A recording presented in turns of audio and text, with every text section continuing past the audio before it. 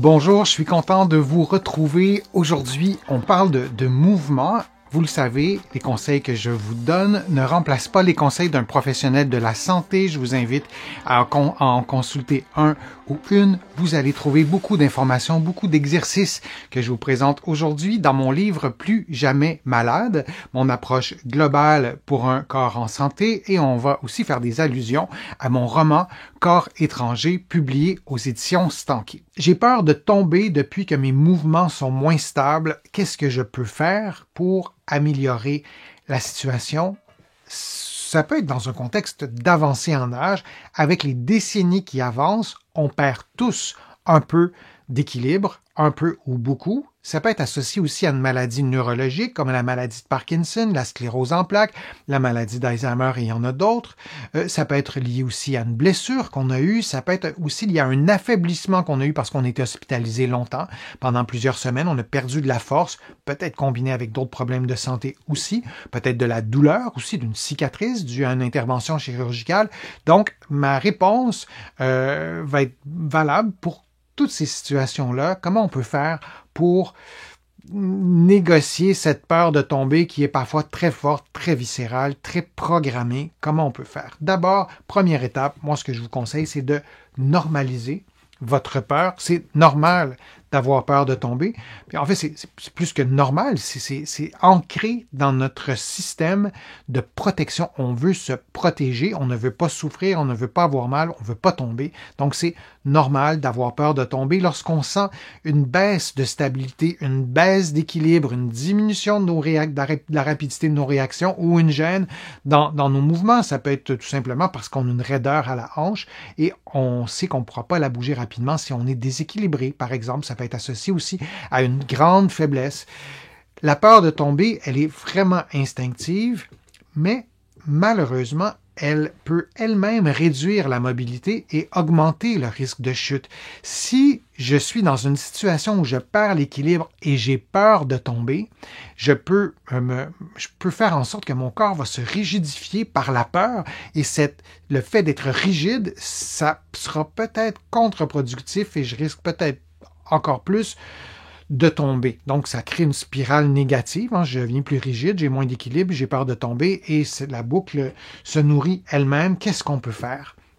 Le corps humain dispose de réactions de protection très puissantes, comme je le disais, comme prendre appui avec les mains. Vous voyez quelqu'un qui a posé la main sur une table, mais elles ne suffisent pas toujours à éviter la chute, parce que si vous perdez l'équilibre en plein milieu de la rue, il n'y a pas de table, il n'y a pas de point d'appui, il n'y a pas de mur, il n'y a pas rien, votre main va faire le même mouvement, le même réflexe de protection qui sera inutile et vous allez tomber. Donc, ces réactions de protection, elles sont indispensables pour garantir notre sécurité, mais ce qu'on veut stimuler pour réduire, pour court-circuiter la peur de tomber, ce sont nos réactions d'équilibre, pas nos réactions de protection. Alors comment on peut se libérer ou atténuer la peur de tomber? On mise sur les réactions d'équilibre, plus subtiles, plus anticipatrices et qui permettent d'ajuster notre posture en continu pour prévenir la perte d'équilibre. Ce sont nos réactions d'équilibre qu'on doit se réapproprier, et en général, nos réactions de protection, lorsqu'on met la main, lorsqu'on se tient sur quelque chose, court-circuitent bien souvent nos réactions d'équilibre. Oui, c'est ça, nos réactions d'équilibre. Donc, on veut stimuler nos réactions d'équilibre qui, elles, sollicitent l'ensemble du corps. Vous avez vu quelqu'un marcher. Bien, lorsqu'on marche, on utilise nos réactions d'équilibre en permanence. C'est compliqué, marcher. On a essayé de faire des robots qui pouvaient marcher comme un être humain. C'est vraiment très difficile parce qu'on a un système nerveux qui est hautement perfectionné. On le voit à l'écran. Il y a le cerveau, il y a la moelle épinière, il y a tous les nerfs. Et il y a un autre élément qui est affiché sur l'illustration que vous voyez, et j'aimerais ça que vous me le nommiez, qu'on voit, mais qu'on voit un peu moins, qui est fondamental pour l'équilibre. Je vous donne quelques secondes pour me l'écrire. Donc, d'après vous, autre que le cerveau, le cervelet, la moelle épinière et les nerfs, qu'est-ce qu'il y a sur cette illustration-là qui est essentiel pour l'équilibre? Oui, les yeux. Donc, on ne les voit pas beaucoup, mais on voit le globe oculaire. Les yeux, ils sont essentiel aussi pour la correction de l'équilibre.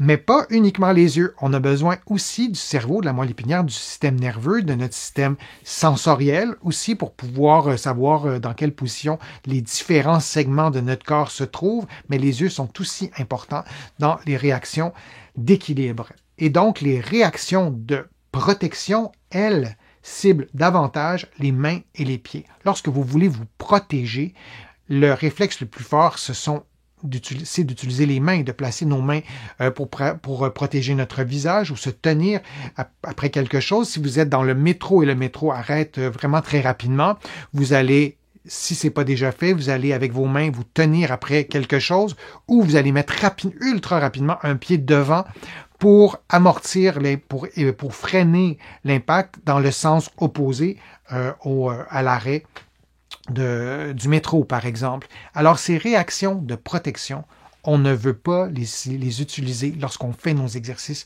d'équilibre pour diminuer cette peur de tomber. On veut faire des exercices donc d'équilibre. On ne veut pas renforcer les réactions de protection. Et on veut stimuler aussi la proprioception. Si vous fermez les yeux en ce moment, vous levez un bras droit d'une certaine façon et vous placez votre bras gauche dans une autre façon, vous savez, en même les yeux fermés, que vos deux bras ne sont pas placés dans la même position. Ça, c'est la proprioception.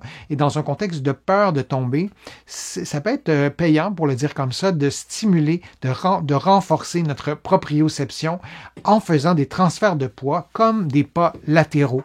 Imaginez que vous êtes imaginez pas, faites-le, vous êtes debout, adossé au mur et vous vous déplacez sur le côté. Ou vous êtes face à une armoire, un meuble, un comptoir de cuisine, vous placez le dos de vos mains sur l'objet en question, par exemple sur le comptoir de cuisine, et vous vous déplacez en latéral, vous ne tenez pas d'objet, le comptoir ou quoi que ce soit, vous placez le dos de la main. Pourquoi?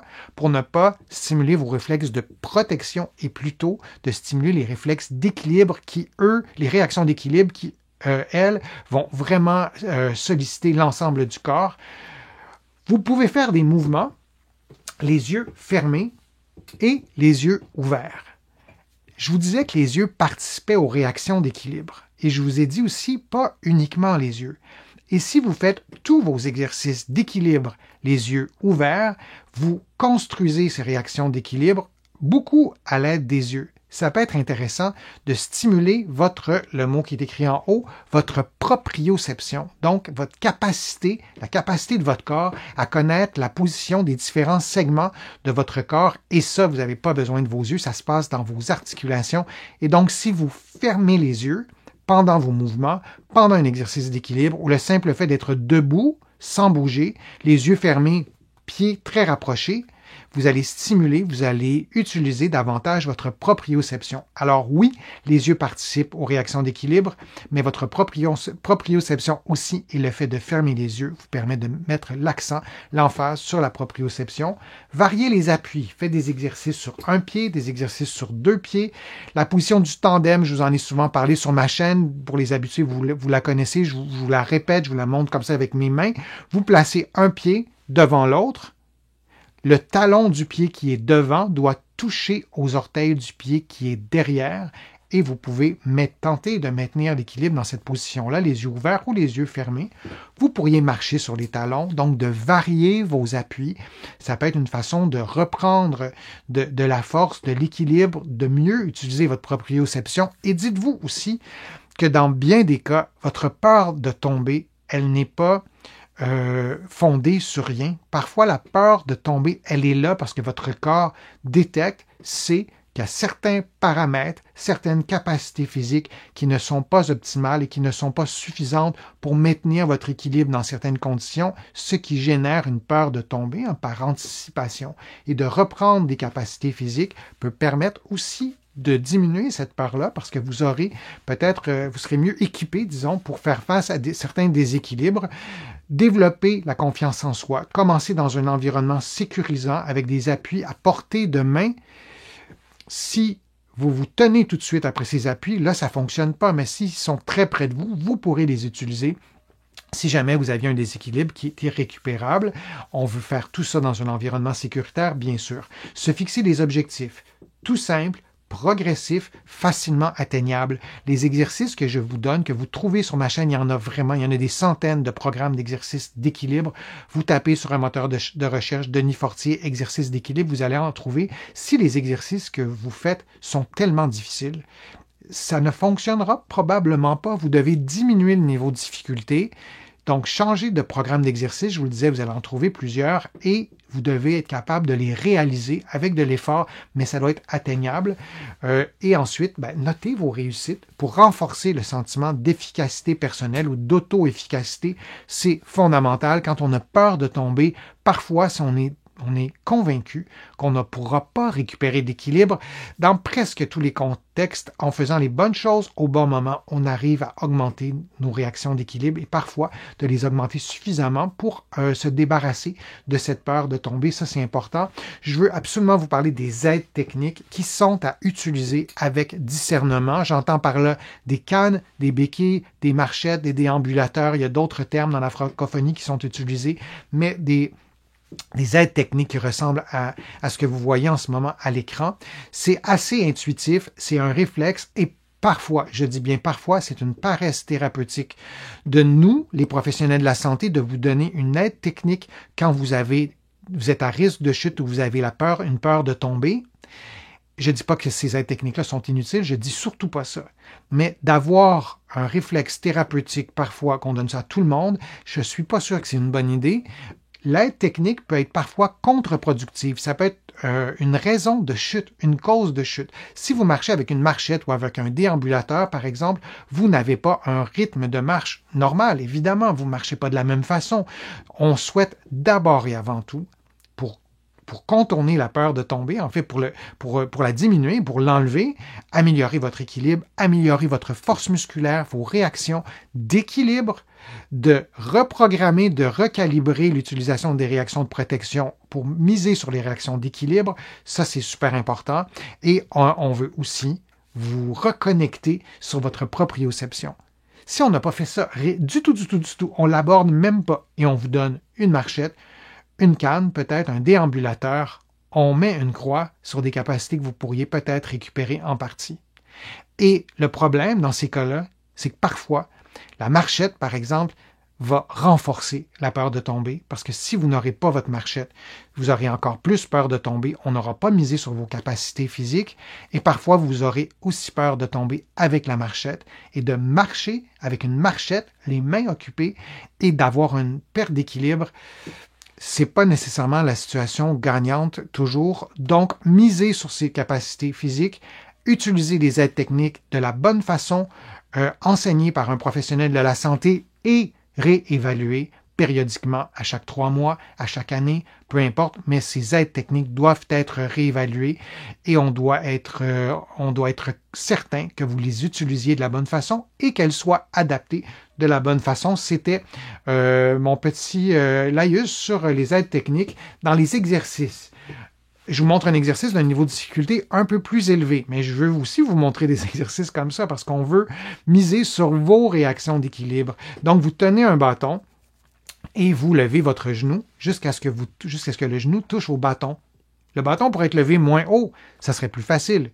Vous pourriez être adossé à un mur, ça serait plus facile. Vous pourriez avoir peut-être un bâton un peu moins long et être adossé dans le coin d'une pièce, ça serait encore plus facile.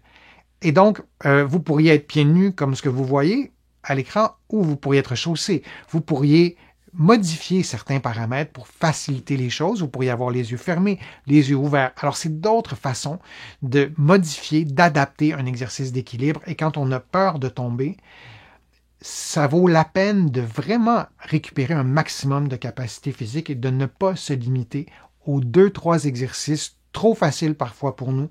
On veut augmenter, si on peut, stimuler des capacités physiques. Alors oui, il y a des choses à faire dans un contexte de peur de tomber. Vous allez trouver sur ma chaîne plusieurs exercices, plusieurs vidéos aussi sur la peur de tomber, sur l'équilibre, sur le risque de chute. Je vous invite à les regarder. Je vous remercie de votre participation. Je vous remercie de vos questions.